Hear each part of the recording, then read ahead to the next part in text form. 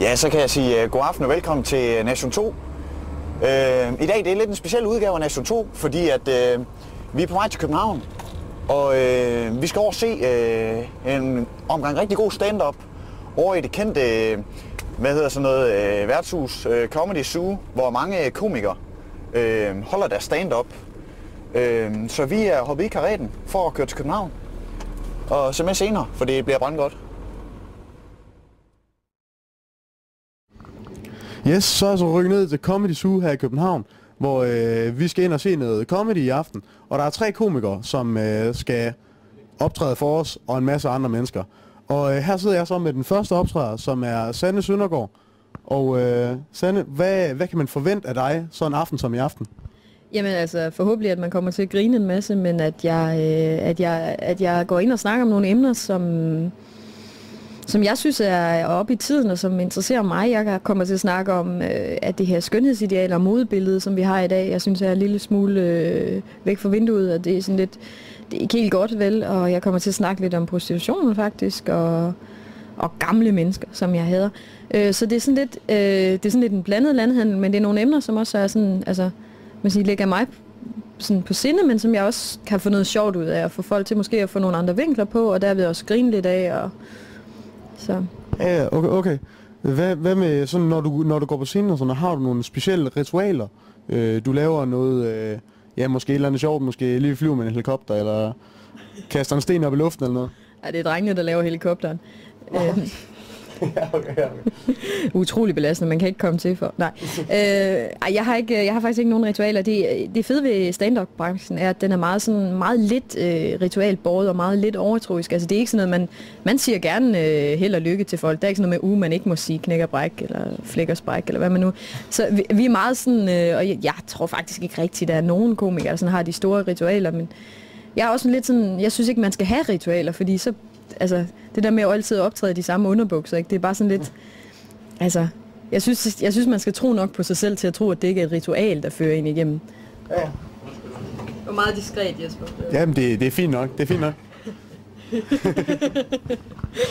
Nå, ja. Så vil jeg også gerne lige spørge dig, om det er hårdt i den her branche at være pige? Nej, jeg tror ikke, det er hårdere, end det er at være fyr.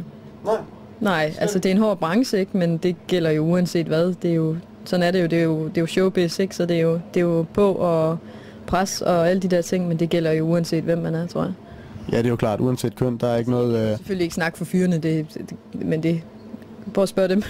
Ja. Til sidst så skal jeg lige vide, om du har et forbillede eller en person, som inspirerer dig til det show, du går op og præsterer. Ja, jeg er rigtig glad for den amerikanske komiker Ellen DeGeneres, som er jo en af verdens bedste komikere, fordi hun er meget lesbisk. Og det er jo mit store... Nej, jeg kan godt lide, at hun laver nogle shows, hvor hun tager fat i små bitte detaljer fra sit eget liv og fra hvad vi gør, og så laver hun et show om det store billede, altså hvor den tid vi lever i, og mennesker og adfærd og sådan noget, men nede i de helt bitte små detaljer, sådan noget med, hvordan vi tager ting op, hvordan vi tager syltede agurker op af et glas og sådan noget, ikke? Og det bliver til sådan en stor tidsting. Det kan jeg godt lide. Det synes jeg er fedt. Jamen, det kan jeg godt forstå. Det lyder også som en kanon komiker. Jeg siger mange tak til dig. Selv tak. Og held og lykke fremover. Jamen, god fornøjelse med showet. Jo tak. Yes, så sidder jeg hernede med aftens anden komiker, som er Jesper Juhl. Og Jesper, hvad kan man forvente af dig så en aften som i aften, hvor du står på scenen? Man kan forvente en hel masse. Man prøver altid at leve lidt, så jeg ved aldrig helt, hvad man kan forvente. Der er mange, der tror, at komikere ikke er forberedt. Det er altid sindssygt forberedt. Så jeg ved præcis, hvad jeg vil lave. Men så leger man lidt med det. I dag sidder der for eksempel lige pludselig en sur mand med midt i det hele. Så bliver man lidt fjern og tænker, hvorfor sidder han og sur? Folk hygger sig rundt omkring. Og så tænker man sådan, nu prøver jeg at lave en joke til ham. Og så skifter jeg lige pludselig jokes, ikke? Men generelt kan man forvente stand-up over Bæltestedet. Jeg kan godt lide at lave satire. Ikke sådan noget med det nye med politik, men bare sådan... Jeg kan godt lide stand-up, der vil noget. Stand-up, der ikke vil noget, kan også være fint, men det kan jeg bare ikke lide. Men det kan være fint for andre. Hvad fanden var det nu, jeg ville sige med det? Ja.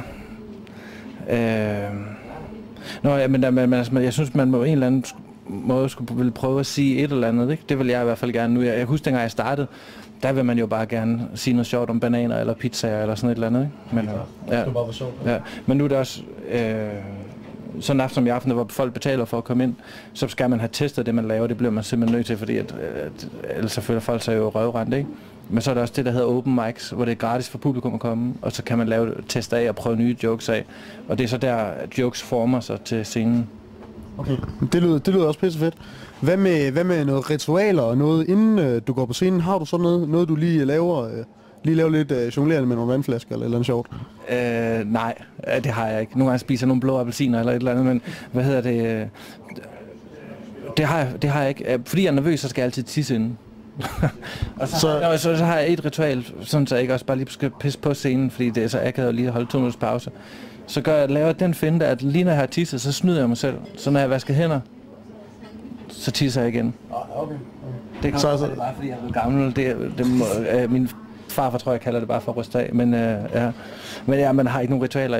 I starten der havde man ritualer, der havde man sådan noget med at ikke inden man gik på, men der havde man altid sådan noget, jeg skal optræde den her t-shirt.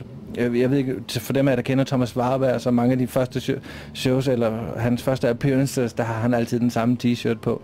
Og når man optræder flere gange i træk, så blev det jo bare ulækkert. Men det er klart. Så du teaser, inden du går på scenen? Ja. Så kan du konkludere. Lige et sidste spørgsmål. Ja. Har du et forbillede som en eller anden person eller noget, som inspirerer dig til det show, du går op og præsterer? Ja, ens forbillede skifter, som man selv udvikler sig som komiker. I starten, der kunne jeg godt lide Mitch Hedberg. Jeg synes stadigvæk, han er fantastisk. Lige da jeg startede, var det Jerry Seinfeld, Telling You for the Last Time, jeg hørte. Som jeg synes, det var fedt. Der tænkte jeg har også lyst til at lave stand-up. Han lavede observationskomik, der lavede meget observationskomik. Så skiftede det til noget mere finurlige jokes, og det er Mitch Hedberg og Stephen Wright. De er fænomenale til det der. Mitch Hedberg, han er lige død, desværre. Han er sindssygt dygtig. Ham skal man YouTube. Og så... så skiftede så havde jeg brug for, at stand-up skulle kunne noget mere, fordi det blev fandme så ligegyldigt. Nå, det var det, jeg ville sige før. Det der med, man vil så gerne lave stand-up, der ikke er under bæltestedet. Men når man så står og optræder, så, fordi jeg ved ikke, om det er jeres opfattelse af det, men kritikken af stand-up går altid, stand-up det er altid under bæltestedet, skal vi nu køre igen, ikke?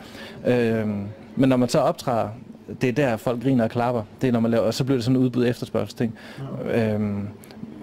Men jeg er helt klart i den der fase nu, hvor stand-up skal kunne et eller andet. Og så er det Bill Hicks, han er mesteren i det der. Og så er det engelske komikere Stuart Lee og Daniel Kitson. De har bare en helt anden lækkerhed over deres stand-up. Det er svært at finde det i dansk comedy. Der virkelig kan det. Jonathan Spang er der, synes jeg. Sådan, hvor han er både en pissegod performer. Han lavede godt nok det der show Damer, som man så kan sige, det blev lidt pornoficeret, men han har virkelig det der i sig, hvor det kan handle om noget, uden det bliver for sofistikeret, hvor det stadigvæk er comedy i øjemål, ikke? Selvfølgelig. Nå, jamen, jeg siger tusind tak for interviewet, og rigtig fedt show også. Ja. Så fortsat god aften.